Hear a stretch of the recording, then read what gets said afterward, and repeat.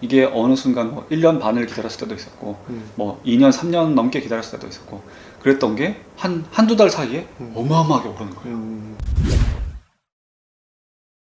손절을 한다는 게 초보 투자자는 이게 너무 힘든 일이거든요. 네. 작가님만의 손절 기준이 있을까요?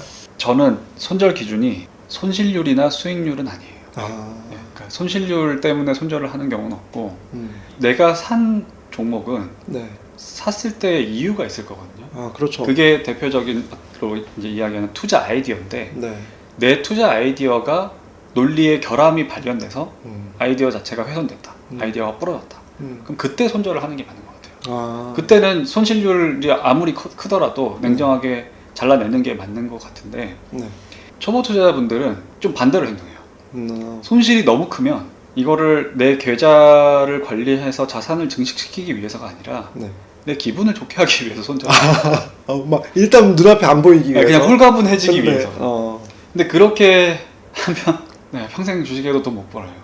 그래서 손절을 하기 위해서도 아까 그런 말씀드린 것처럼 이 종목의 장기 업황이 아예 가망이 없어 보인다든지 네. 부채나 이런 재무적인 구조에서 리스크 관리가 필요하다든지 그런 것 때문에 손절을 해야겠다고 생각을 하시면은 네. 교체 매매랑 다르게 손절은 이거를 팔고 현금화를 하는 네, 거잖아요. 네. 그렇다고 했을 때 제안 드리는 거는 절대로 한 번에 다 팔지 마세요. 아, 손실이 많이 난 종목을 한 번에 다 팔았을 때 투자자가 얻는 베네핏, 이득은 딱 하나밖에 없어요. 팔고 나서 5분 동안 기분이 좋아요. 아, 5분 동안. 5분 동안 갑자기 그 체증이 확 내려가는 느낌. 근데 변한 건 하나도 없어요. 그렇게 팔고 내려갔어도 계속 찾아보게 되지 않나요? 두 부류가 있더라고요. 네, 그래요? 계속 찾아보면서 스스로를 더 고문하는 분들이 네. 아예 잊어버리는 분들이 있어요. 네. 아. 근데 그럼 시간이 지나면 결국에는 그 종목의 주가를 다시 보게 되거든요. 아, 맞아요. 약세장이 끝나면 주가는 회복돼 있어요. 맞아요. 근데 그때 이제 다 팔아서 손실을 확정 지어버렸기 때문에 네. 회복이 돼서 내가 손실폭을 줄일 수 있는 네. 그 기회를 스스로 차버리는 분들이 너무 많거든요. 그래서 본인이 스스로 연구를 해봤는데 이건 손절을 해야겠다라고 생각을 하시는 분들이라고 하면은 알겠어요. 하셔도 되는데 한 번에 하지 마시고 시간을 좀 두고 손절을 하시면 어떨까. 아, 제가 책에서 제안드린 거는 보유 자금을 5등분을 해서 한 달에 한 번 정도 해서 한 5개월을 걸쳐서 팔자. 네. 그거를 5개월이라고 말씀을 드린 이유는 네. 주로 한 반년 텀을 두고 네. 장세들이 좀 뒤집히거나 바뀌는 경우가 수시로 생기거든요. 그렇죠. 특히 약세장의 어떤 그 진바닥이라든지 혹은 사람들의 고통이 제일 극심해 있을 때는 조금 더 기다리면 내 손실폭이 줄어들 만큼의 기회는 오거든요. 마이너스 40% 50%에 손절하는 것보다는 마이너스 15% 20%대 손절하는 게 좀 더 마음이 편하잖아요. 아, 그렇죠. 그때까지만 기다리시라는 거죠. 어차피 교체 매매할 자신이 없다면. 그렇죠. 그래서 중간에 그 어떤 상황이 바뀌어서 내 손실폭이 줄어드는 경우도 있고 네. 만에 하나 내가 진바닥에 다 던졌는데 그게 회복됐을 때 어떤 멘탈 심리적으로 더 무너지는 그런 이제 나쁜 일을 피하려면은 네. 좀 나누어서 손절을 하는 게 네. 낫지 않을까라고 제가 제안을 드리고 있어요. 일단 내가 손절하기로 마음을 먹었으면 업황이 안 좋아서 손절하기로 마음 먹었으면은 분할 매도로 일단 마음을 먹으시라. 네. 그리고 그 기준은 어떻게 잡으면 좋을까요? 손절을 할까 말까? 일단 제일 중요한 거는 투자 아이디어를 봐야 되고 네. 투자 아이디어를 안 세우고 투자를 하신 분들도 있어요. 그럼 이제 일단 다시 공부를 해야죠. 지금 주가가 많이 빠져 있는 게 네. 단순히 내가 너무 비싸게 사서인지 네. 이 회사가 앞으로 안 좋을 거기 때문인지 네. 혹은 뭐 그런 것들과 떠나서 일시적으로 수급 때문에 이제 일시에 다 빠져서 그런 건지 혹은 그런 경우도 있어요. 약간 음모론이긴 하지만 네. 대부분 엄청 높은 상승을 하는 주식들은 네. 마지막 고비가 굉장히 안 좋아요. 예를 들어서 반대 매매가 터져가지고 하루에 막 7%, 8%, 10%씩 빠진다든지. 네. 근데 주로 그렇게 돼서 수급적인 손바뀜이 일어나면 그 바닥을 찍고 올라갈 때는 굉장히 가볍게 올라가요. 그런 부분에서도 내 종목이 미래에 어느 정도 기다렸을 때 어디까지 회복될 수 있을지 그 회복되기 위한 그 기업의 그 본업 어떤 돈을 버는 산업의 업황이라든지 네. 그런 상황은 어떤지 지금보다 네. 더 돈을 잘 벌 수 있다는 시나리오는 어떤 게 있을 거고 그 시나리오가 현실화되는 시점은 언젠지 그런 것들을 다시 공부를 해두는 거예요. 그렇게 봤을 때 전반적으로 종합해 봤을 때 이거는 그래도 파는 게 맞는 것 같다. 내가 정말 잘못했어. 그러면은 아까 말씀드린 것처럼 좀 분할해서 매도를 하시고 네. 만약에 반전에 어떤 희망이 있다. 네. 이거 버티면 될 수도 있어. 그러면 해야 되는 건 하나죠.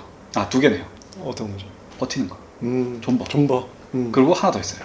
존버를 해서 내가 수익으로 전환되기 전까지는 최대한 많이 더 사야겠죠. 최대한 많이 더 사서 평단가를 최대한 낮춰놓으면 수익 실현의 기회도 더 빨리 와요. 그리고 계속해서 물타기를 함으로써 그 주식의 보유 수량이 많아지기 때문에 물량이 많아진 주식이 수익이 나면 수익금이 훨씬 커져요. 그렇죠. 저 같은 경우에도 지금 주식을 8년 정도 했는데 네. 의미 있는 수익들은 다 그런 식으로 나왔어요. 계속해서 물려있는 상태에서 물타기 하고 하다가 네. 이게 어느 순간 뭐 1년 반을 기다렸을 때도 있었고 뭐 2년, 3년 넘게 기다렸을 때도 있었고 그랬던 게 한두 달 사이에 어마어마하게 오르는 거예요. 대표적인 그런 케이스들도 다 한 마이너스 30%, 마이너스 40%, 뭐 코로나 때는 마이너스 70%까지 갔다가 한두 달 뒤에 뭐 플러스 80%까지 간 적도 있었고 한 1년 뒤에 뭐 140%, 200%까지 간 적도 있었거든요. 그래서 그런 것들을 통해서 수익을 내는 경험을 꼭 한번 해보시기를 특히 요즘 같은 약세장에서는 그런 경험을 한번 가져가기 좋으시거든요. 네. 그러니까 도망가지 마시고 내 기업을 다시 공부를 해보고 만약에 버틸 여력이 있다고 하면 최대한 버티면서 더 물타기를 하시면 어떨까. 네. 근데 보면은 경험적으로 이제 주가가 하락하는 기간은 되게 길고 네. 상승하는 기간은 짧고 강하게 짧아요. 네. 그쵸. 네. 확 오르잖아요. 근데 대부분 이 길게 하락하는 그 고통을 견디지 못해서 네. 수익의 단맛을 못 보는 거 아닌가 네. 이런 생각도 들고요. 책에 보니까 이제 뭐 부채 비율이라든지 이런 걸 기준으로도 손절을 하시고 안 하시고를 결정하시는 것 같더라고요. 네. 비율을 정확하게 보는 거는 네. 일단은 뭐 자기 자본보다 부채가 더 많으면 일단 좀 우려가 있다라고 네. 보고요. 구체적으로는 이거는 책에 설명하진 않았는데 네. 사업 보고서상에서 네. 이자를 내는 부채의 규모를 먼저 파악을 해요.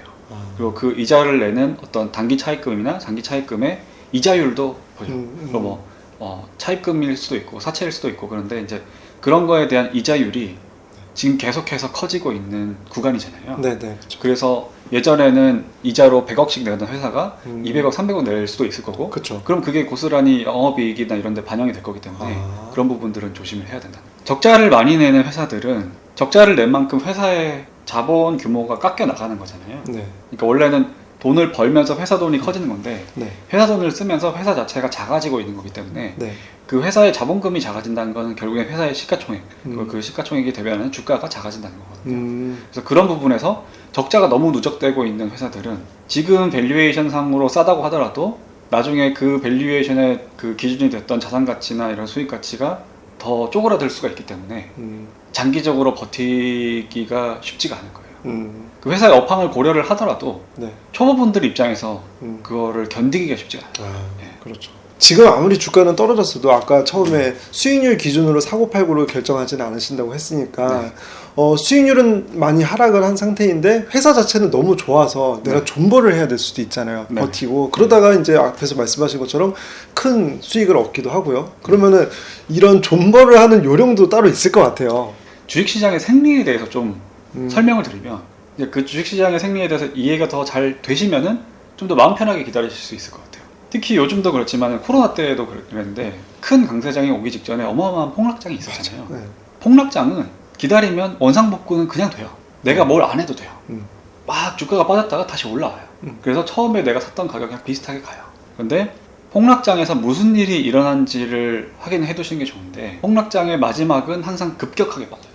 지수 기준으로도 마이너스 3% 이상 빠지게 되고 뭐 코로나 때는 진짜 지수가 마이너스 7, 8%, 10몇 프로까지 빠진 적도 있었으니까 그럼 개별 종목은 어마어마하거든요. 그렇죠. 반에 반토막 이렇게 나가는 건데 그때 무슨 일이 일어나는 거냐면 반대 매매가 일어나는 거거든요. 네.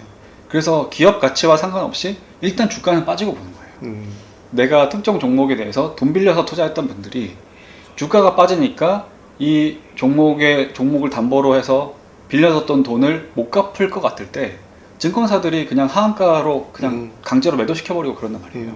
그런 것들 때문에 수급적으로 이제 악영향이 끼쳐서 내가 원하지 않아도 주가가 막 빠지는데 그런 반대 매매는 항상 다 터지고 나면은 또 바로 급반등을 해요. 그래서 최고의 매수 기회는 네. 사실은 반대 매매가 터졌을 때거든요. 근데 반대로 얘기하면은 먼저 반대 매매 터지기 전에 사서 고생하시는 분들은 네. 그 고비만 지나면은 일단은 마음 편한 정도까지는 회복이 돼요. 그 부분을 좀 알아두시면은 네. 제일 큰 고비에 다 던지고 싶은 그 공포심이 들었을 때 이 공포심은 정상적인 게 아니다. 그냥 지나가면 다시 회복된다라는 거를 알고 계시면 좋을 것 같고, 그런 부분에서 지금 초보 투자자분들이 주가보다 본업에 더 집중하시는 게 맞는 것 같습니다. 그리고 더 절약하세요. 예전 같았으면 뭐 매월 월급 타고 남은 돈으로 30-40만 원을 주식에 넣을 수 있었다고 하면은 더 아끼고 뭐 연장 근무를 하던 어떻게든 돈을 더 확보를 해서 네. 30-40만 원 사던 거를 50-60만 원 사보세요. 더 사라. 네. 그렇게 해서 지금처럼 안 좋을 때 많이 사놓으면 시장이 회복되고 주가가 회복됐을 때 수익금도 커지게 되는 거거든요. 그래서 오히려 지금처럼 마음 아플 때는 괜히 주가창 봐봤자 뭐 내가 어떻게 할 수 있는 것도 아닌데 그렇죠. 내 스스로만 괴롭히는 행동이고, 그렇게 하지 마시고 그냥 본업에 집중하면서 최대한 절약하시고 최대한 물타기를 강하게 하세요.